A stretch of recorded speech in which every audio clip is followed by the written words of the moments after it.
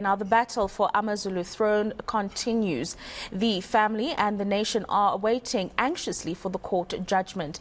The prince is challenging President Cyril Ramaphosa's decision to recognize his brother, King Misuzulu Kazwelithini, as the monarch.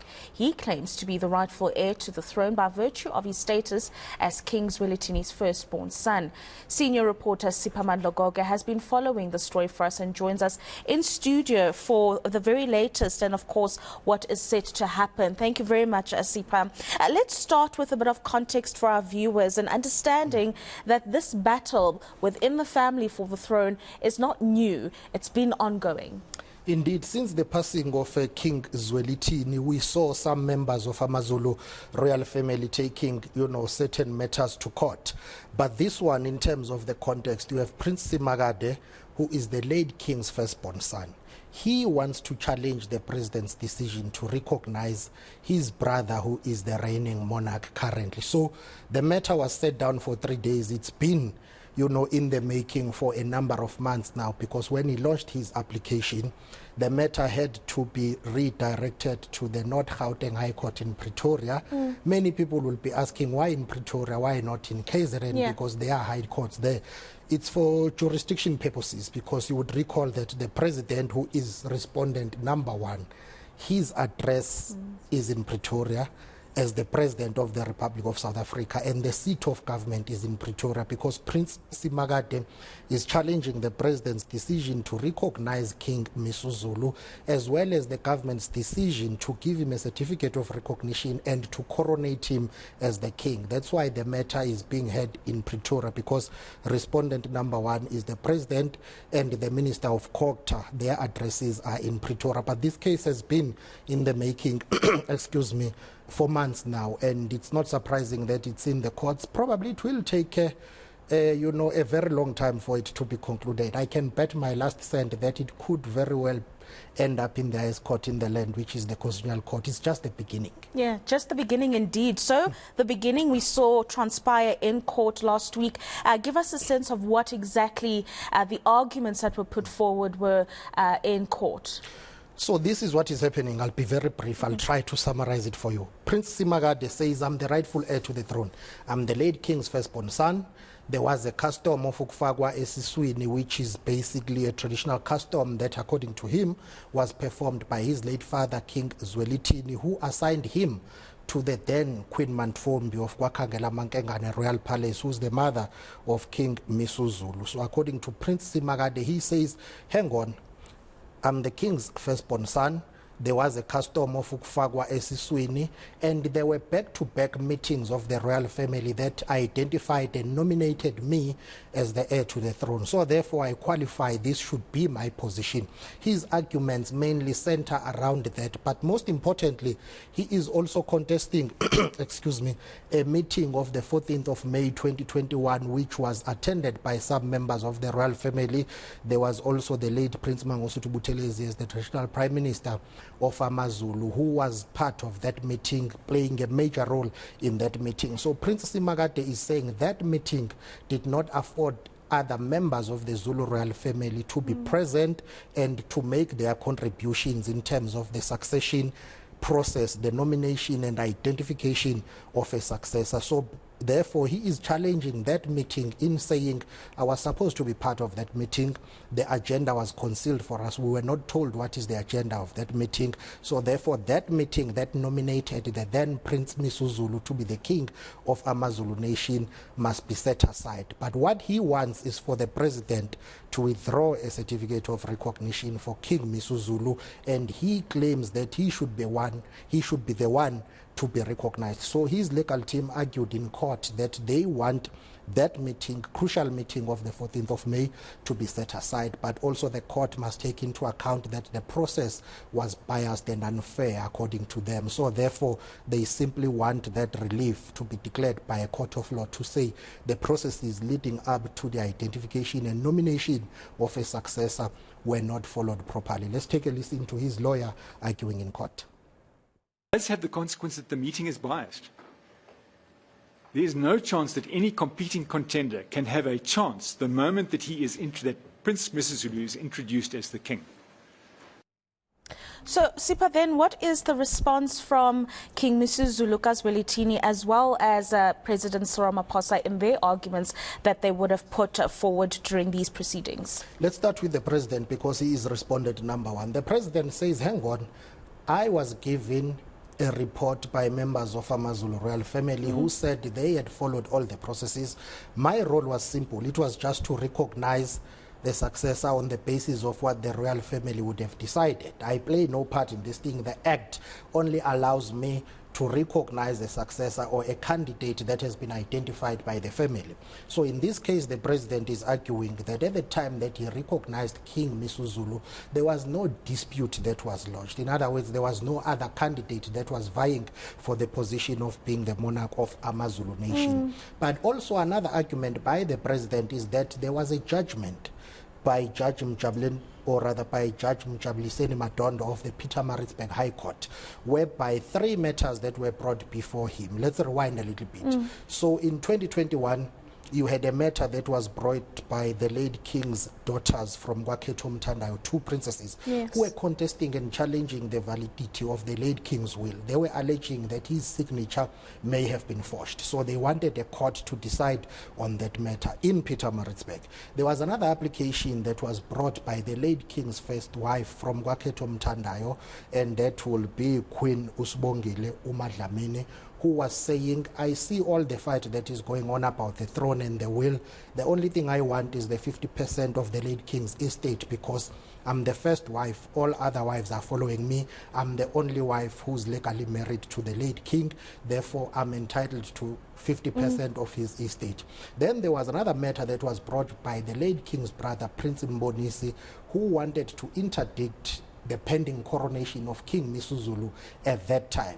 Of course, the other 2 matters were taken to the Supreme Court of Appeal. Another one by Prince Mbonisi was dismissed. Hence, you had the coronation of King Misuzulu at the Durban's Moses Mabhida Stadium. So the president is saying, on the basis of a judgment that was handed down by Judge Madondo in Pietermaritzburg, who ruled that there was no other candidate that was suitable for that position except Prince Misuzulu at the time, who later on became the king. So the president's legal team is saying, the president relied on the royal family as well as Judge Madondo's judgment, which cleared and paved the way for Prince Misuzulu to be recognized and coronated as the king of AmaZulu nation.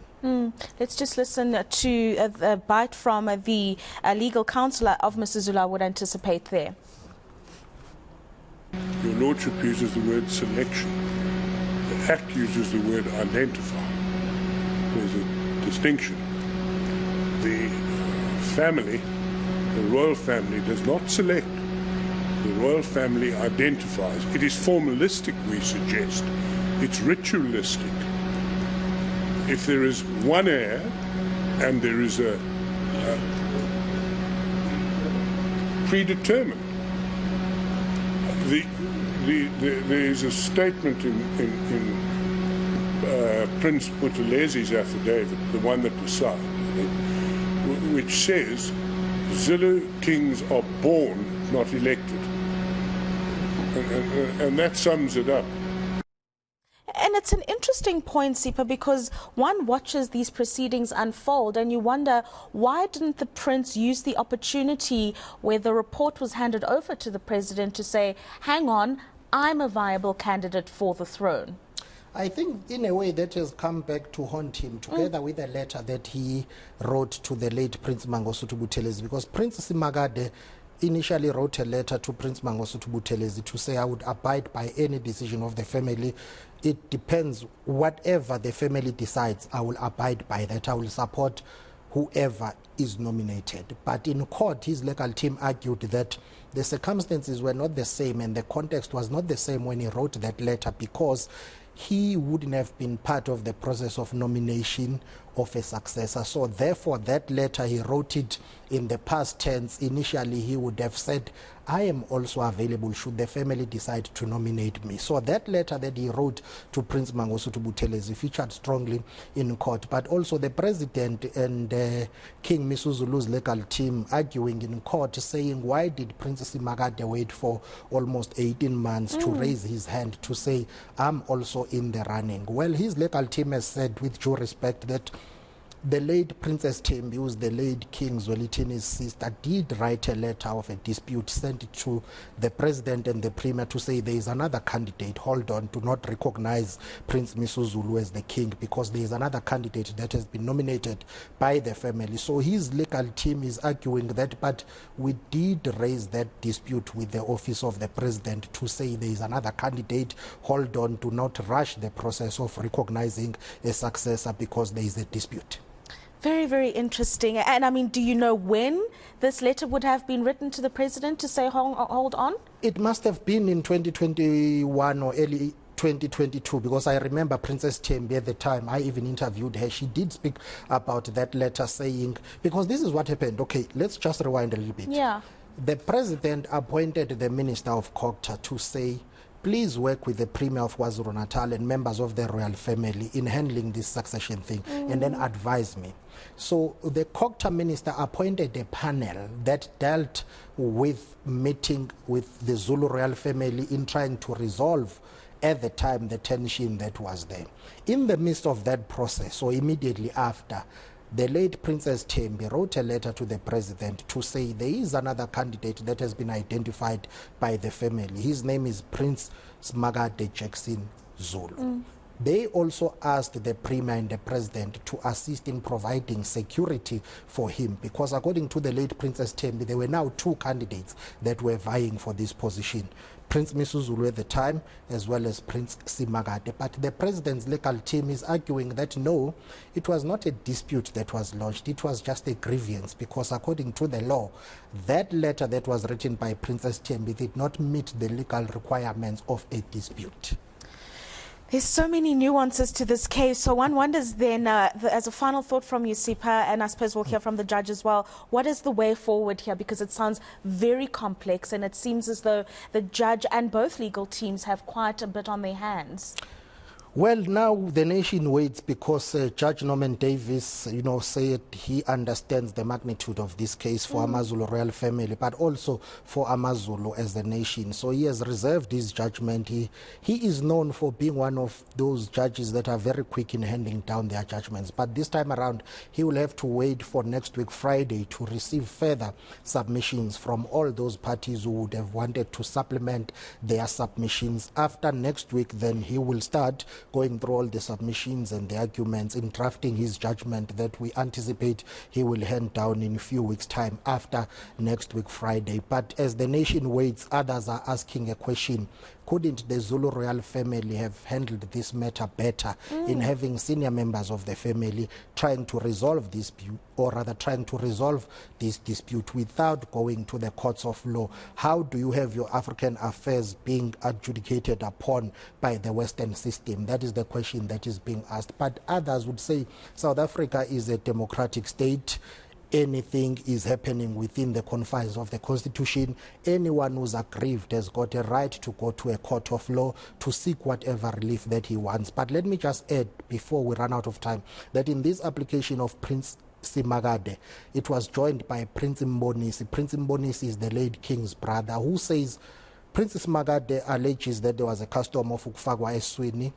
He's correct, but him being the firstborn son and ukufakwa eswini does not qualify him to become the king of AmaZulu. That process must be led by the core royal family members, the late king's siblings. They are the ones who must decide what happens. They are the ones who must run the process. So therefore, Prince Mbonisi joined the court application. He wants a court to give him a relief that says, let's have a rerun of the whole process. Let's start You're opening a can of worms here, Sipha, and I'm going to get in trouble with the producers. I'm going to ask another follow-up. Let's listen to the judge, and then I'll ask you one last question. Sure.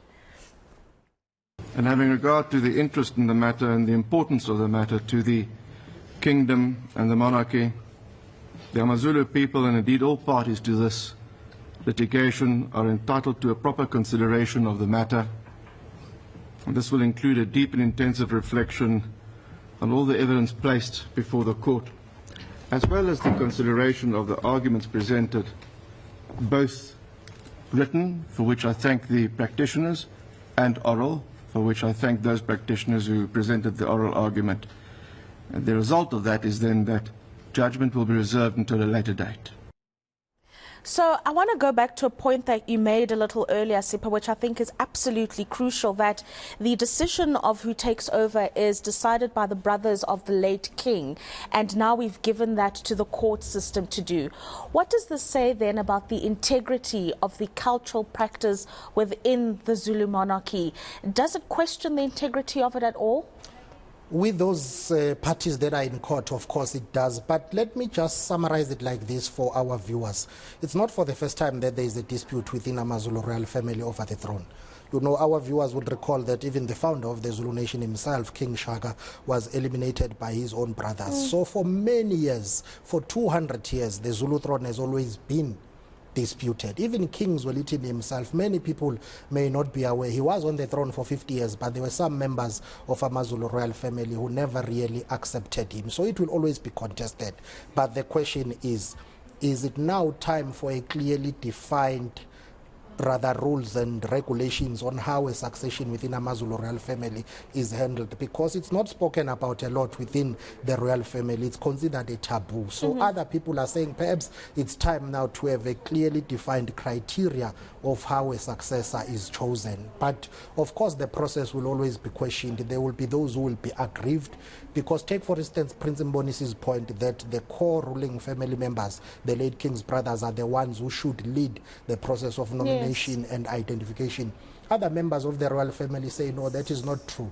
The entire royal house decides. So therefore, within the royal family itself, they are divided on the matter. So that in itself then questions this whole argument that's been put forward by the prince that he's the firstborn and therefore he should be the king. I mean, it's a bizarre space that we're in, Sipha. Thank you very much for joining us, and I appreciate you breaking it down so clearly for us this afternoon. That is senior reporter Siphamandla Goge, just unpacking that infighting within the royal family, the arguments that have been put forward by both parties, and the submissions that are going to be made by them, so that the judge can there draft his ruling on who actually should be on the throne. And you've just heard Sipha say there that this is a throne that has been contested for over 100 years now, and so the journey continues for those who look to be on that throne.